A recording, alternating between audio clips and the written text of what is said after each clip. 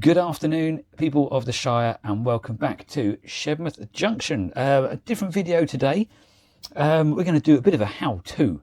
Now, I'm not a how-to kind of guy normally, as you probably have worked this out. And there's a reason for that, is that I don't know much about this game. I'm very new, as you know. And so I don't feel like I'm in the right position and have the right amount of knowledge to give you guys a tutorial and stuff, because a lot of you know a damn sight more than me. But on this occasion, it's quite straightforward, really. I can't get this one wrong. And I know it works because my layout's like it is, and it's working on this method, shall we say. Over the last few weeks, ladies and gentlemen, we have been asked, what have we done to our layout since it all got taken down and rebuilt for our live stream a few short weeks ago? I don't think as yet I've really covered all that well what we actually did. I know we did a bit of a small montage. That's a good word, isn't it? Montage. A small montage of events on our live stream. But I didn't really go into too much detail about what we've done. So today I'm going to do that. Okay. I've been asked by a number of people, actually. I'm actually quite surprised how many people have asked for me to do this and go through what's happened in the shed and how things have changed and adapted. So we're going to run through what I've done with the layout itself and the electrics as well. That'd be quite exciting. Okay, so we'll start off, I think, with the baseboards. Down a bit, down a bit, down a bit. There they are. Okay, so baseboards. Nice and straightforward with the baseboards. This needed to be done properly this time round. And I know everyone uses plywood. And I watched lots of videos on how to make decent quality baseboards. And the thing with baseboards, if you're doing like a bench layout, if you like, or tabletop, I think it's slightly easier than making the shelf. And the reason, especially in a shed, the reason being is it's relying on the height of the floor to make it level. And it, you know, as long as you've got the floor height nice, the floor nice and level, in theory, the joins in your baseboard are going to be pretty much spot on, as long as you get the wood the right length. Where you struggle with a layout, or certainly where I struggled, was getting them to match up nice and level. And the reason for that is, no matter how good a shed you have built, it ain't straight. So your walls, if you look at them from the top, you think they're a nice rectangle. They're not. They're off at funny angles like this. So you're instantly fighting against the dooms of right angles. You ain't going to get any. And then if you look at the walls straight on, I bet any money none of them are exactly 90 degrees from the ground. They're going to be sitting at funny angles again. And trying to pin something to that wall that's sitting at an angle like this, which means you put your shelf on, it's sitting upwards. You've got to try and work this out so you're making this thing level for the trains to run them. And that was quite difficult. I won't deny it. Now, I wanted to get some decent wood. A lot of guys are using marine ply. I'm quite lucky in this shed. I don't get a fluctuation of moisture and condensation. I've got two big air vents in the wall, one each side. So I've got a lot of airflow through here. So in the summer, it doesn't get all that hot. And in the winter, it doesn't get all that cold because the walls are insulated, the ceiling's insulated. And a lot of effort went into, when I put this all together, was to actually try and keep it at a fairly steady temperature. Okay, so I wasn't too worried about going down the marine ply route. And also the shelves are only 6 inches wide. So again, in theory, I wasn't too worried about it. And the cost of marine ply is a lot more expensive than the plywood I bought. I know cost shouldn't really come into it and longevity should, but I was still on a bit of a budget, shall we say. Anyhow, I bought the standard size sheets. I think it was 2.4 meters by 1.2, I want to say. I can't remember. I'll put a thing there for it. Anyway, and basically cut it into 6-inch strips, okay, to give me my length of the width of my shelf across the length of the baseboard. And then I had to use battening underneath it. I'll measure how deep it is. Bear with me a second. It is a whopping, you ready for this? It is 35mm deep batten by 19mm wide. Okay, and it was really straightforward. I mean, the actual construction was very, very easy. Literally just cut the batten to the right length and create a box section, okay, around the edges, and then put some supports down the middle. Right, so this is the box section. So there's my 18mm ply. Here is my batten surrounds going all down the edge, and here are the centre braces. Now I'm trying to space these out quite evenly across the shelf to give it some nice structural support all the way across there. As you can see, right down right down to far end. There's my little light underneath there as well. But a straightforward box section. Okay. Okay, yeah, so the construction of the shelves themselves was not rocket science, okay? There are 13 different sections to my layout to cover the 12-foot by 8-foot length, okay?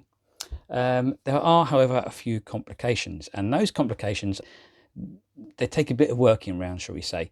Obviously, if you've got a long length like I've got behind me, this is made up of 2 parts. So one section is that long, and the other section is that long to the edge of the wall. And you're going to have a join.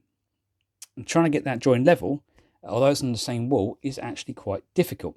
The difficulties are, A, you can't get a drill in there to put a screw in sideways to join them together.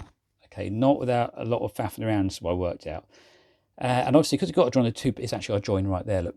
And actually, because you've got to join the pieces together, you then mustn't have anything in the way of the screws going through. And I mean, what I mean by that is over here. When you're building your baseboards, imagine, I was going to use that, but it's not quite wide enough. Imagine this is your baseboard surface, and you're putting on your batten. Okay, there we go.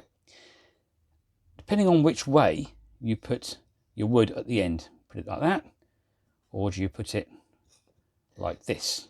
Now, initially you think it's going to make absolutely no difference whatsoever, but it will make a massive difference.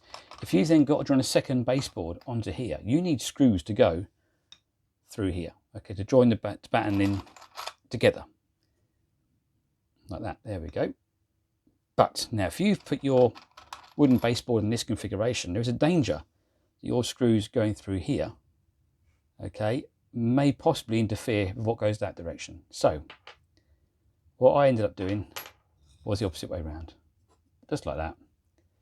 Put my screws holding this together that direction, and that way I had enough room in here to join 2 shelves together in a straight line without interference.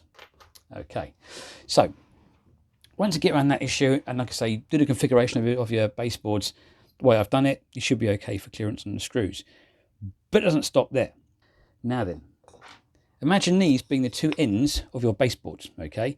And you are going to line them up nice and steady, nice and neat and flush at the top. That looks fantastic. A nice little surface for your trains to run on. Because if I get my drill, you're trying to drill into here. Now the height of the drill from the centre of this board is too tall to get into a nice position on here. So it's very tempting to go at an angle and put your screw through to join the baseboards together. The trouble is, when you're going at an angle with your screw, you end up pushing one above the other, and you end up with a joint like that. Your baseboards don't run flush, so just be aware of this. What I ended up doing was getting a right angle drill, which is got a much shallower body, which would just about go underneath the baseboard, the actual base itself, and get in there and do it fairly flush. Took a bit of working, but it wasn't like it was a quick 5-minute bash it together and hope for the best. Each baseboard going on the wall was actually quite a challenge to get level. And then it was a case of trying to get it not only level, okay, but getting it 90 degrees to the wall surface. Now, like I said before, my walls sit a bit wafty in different directions. So once the baseboards were sort of screwed into position where I wanted them to be, it was then using the angled supports, which are one there, one there, one there. And by putting a spirit level across the track, I can then use angle supports to push or lower, higher or lower the actual baseboard. So when I said about making this in 3 weeks, it really did take me 3 weeks of evenings to get all this put together, varnished, put on the wall, and leveled. And that's the thing for me. I wanted to get them all nice and level. I didn't want them sitting up like this and funny angles. It had to be level to make it work. Anyway, moving on, let's take a look at the let's do a bit about the door. The door has obviously got a lift out section. I wanted to keep the lift out section, really, really important. Although it very rarely will come down, if I need to get something big in the shed, it needs to come out. So let's go and have a quick look. So here is the lift out section, okay? Just the width of the door. Now, I've had a few goes at this in the past and I've failed miserably every time. And the hardest bit is getting these things to go level and getting the track to sit nice and tidy, okay? In both laterally and vertically, trying to get it to sit nice and straightforward. This time I come up with a little plan of having some brackets on the wall, nice sturdy brackets that aren't going to go anywhere. I'm going to put these rather chunky 8mm bolts down through a brace here and drill some holes into this piece of wood. And I'm using the weight of the bridge itself to hold itself into these holes. And so far, it's working a treat. I have actually put, you can see it behind here, a self-tapping screw into here. Okay, so it basically holds it nice and flush against here. Not going to go anywhere. And this is exactly what I mean by a badly fitting wall. If I open the door a sec, you can see how unflushed the wall is. If you look down by Bob Ross there, go behind that scenic, and actually the wall's touching in the corner. But by the time it gets to here, it's well out of whack. So I know my layout sits at 90 degrees in the corner, but I know my shed doesn't. So trying to get this to work was actually quite difficult. And it's all problems that you may come across if you're building a shelf layout in your own shed. Okay, so yeah, so that was basically the idea. The weight of the shelf would sit on here and hold these pins into the piece of wood, which I can then lift out at any point. Plan worked brilliantly until I got to this side. And over this end, exactly the same thing, but this corner would, at the far end, would always be sitting slightly proud, and I couldn't reduce it down. And it almost like it needed to be pulled underneath here rather than just relying on the shelf's weight. This could be to a number of things. Maybe I haven't drilled this hole perfectly straight, or this bit of wood here was slightly twisted, not quite so sure. But either way, on this one, I've modified it slightly. So rather than having just the bolts going through here and sitting in drilled holes, I've taken the holes right through here and put nuts on the bottom. So it holds it extra secure, and I can put it down individually into this wood. And now they do sit really nice and flush, and again very easily removable. It takes a few minutes to do it, admittedly. Just undo these bolts this side, disconnect the wiring. I can literally then lift the whole thing out, nice and straightforward. So that's my answer to getting across the door. Hopefully this is all making sense. I'm not just rabbiting at you and confusing everyone. Next job, guys, let's talk about wiring. I've had a few comments on the wiring. About the layout, the kind of like I've got. I must be running some kind of DCC layout. I haven't got any of that. I really haven't got any of that at all. I am Mr. Simple, ladies and gentlemen. I am a simple chap who needs simple things, because anything further on than simple and I get very confused. Okay, so let's start off at the very start. My layout is DC. Okay, I haven't ventured into DCC because a number of reasons. I'm a little bit confused by the whole thing. I don't understand exactly how it works. I understand how you program your trains and the rails are always live and you're controlling the locos rather than the track. I get all that, but it doesn't still quite make sense in my head. I've come from years ago, back in the 90s and 80s with electric train sets, and I just plugged it in how I normally would do. Okay, so, but yeah, running on DC. My inner track is just one long loop. Okay, the outer track is one with all the sidings down the back of the track there. Okay, so what I mean here is, here's my inner loop going through here. This is my inner loop here, and it runs right down the side and round the shed. Okay, the outer loop is just a few sidings in there. There we go. 3 sidings and a main loop round the outside. And that is all controlled off of one DC line, okay? One good old-fashioned analog line. Nice and straightforward. So how have I wired it? Well, I'm going to show you exactly how I've wired it. It's very, very, very easy. I've actually done a mock-up, ladies and gentlemen. The lengths I go to bring you all this solid information. Now, I know for a fact that a lot of you guys out there are far more advanced and don't need to know all this stuff. You're probably going to be thinking, what is he talking about? But if I do have any, subscribers who are fairly new to this and don't really know what to do and are thinking, oh, I'm a bit lost by all this, hopefully this will cure and clear up what I've done with my layout. Okay, so all of my wiring is done through a twin Gauge Master Model D controller. Okay, now what I've set out here is a wiring for just the one line, okay, to try and give you some idea. Now, I'd like you to imagine, if you can, these 2 bits of track represent my actual layout, and this section represents my lift out section across the door. Okay. Now, I'd like you to imagine these wires here are the 2 power wires coming off of my controller. Okay. Bear in mind there are 2 of them, to be 2 rows of this. Okay. they come down to here. And what I'm using on my layout is a connector called an XT60. These are little connector blocks which I use in model car racing to link up my batteries. And nice and straightforward to use. They literally just pull apart. If I can do it without ruining my display, let's have a little look. They're quite tight when they're new. There we go. So literally just come apart like that. Back in again. So what I've done here is off my XT60 connector on this side, brought the 2 wires in and then fed 2 more wires up onto my main actual layout loop using wires that are soldered to the fish plates. Okay.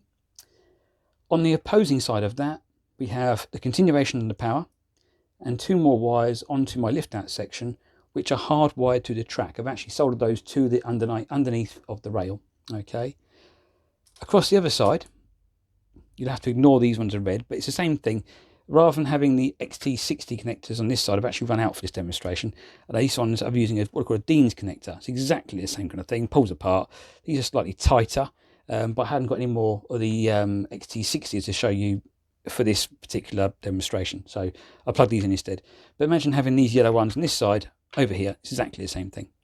So run the power wires through to the connector and then hardwire them to the track on this side, which then feeds the rest of the layout. And that literally is one line on the inside, and the wiring for the outside line is identical to this. So it's no different, and it's no rocket science involved. Very, very straightforward. Hopefully that has made things a little bit clearer on what we've done in terms of the construction of our shelf layout. Touching wood, so far it has been brilliant. I really can't fault it. Since the slight mod on the door lift out section, it has been holding its own nice and flush. The trains go over there lovely, don't get derailments, the locos don't come off, they don't jump up and down, they go across nice and flush. And it'll be quite interesting to see how they go through this winter. Laying it all down in the summer, I have pinned the track down in the middle of all that heat. And I'm hoping throughout the winter and into spring next year, I'll soon be able to see how much that contracts and expands, whether I need to change anything.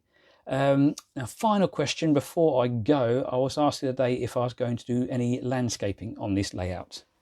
I don't know. What do you reckon, boys and girls? Let's have a little vote in the comments down below. If you followed our live stream, you would have seen that I was quite convinced to do a TT120 layout around the top part of my shelf and then bring the 00 gauge down to my bench level. That was my big plan, and that is something I still would love to do. Whether I actually do it or not, I don't know. I really don't know. I am Mr. Indecisive. It takes me a long time to think. I'm a bit of a thinker. I'm a thinking kind of guy. I am planning to either get to Worley this year. I've never been before that, but quite an experience. Or I might go to Getz, and they call it Getz, the Great Electric Train Show, I think that stands for. And that's in, I think, Milton Keynes, I think.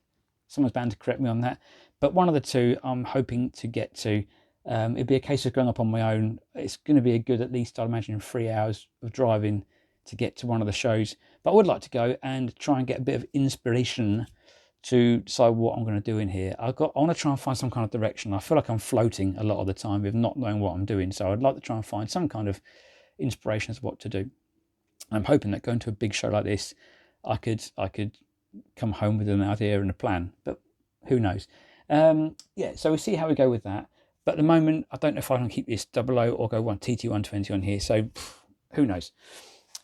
So I'm going to love you and leave you in this moment. I'm not going to keep waffling, and I will see you on the next one. Thank you very much for tuning in, and I hope it's cleared up a few questions that you may or may not have had. Speak to you soon. Thanks very much. Cheers.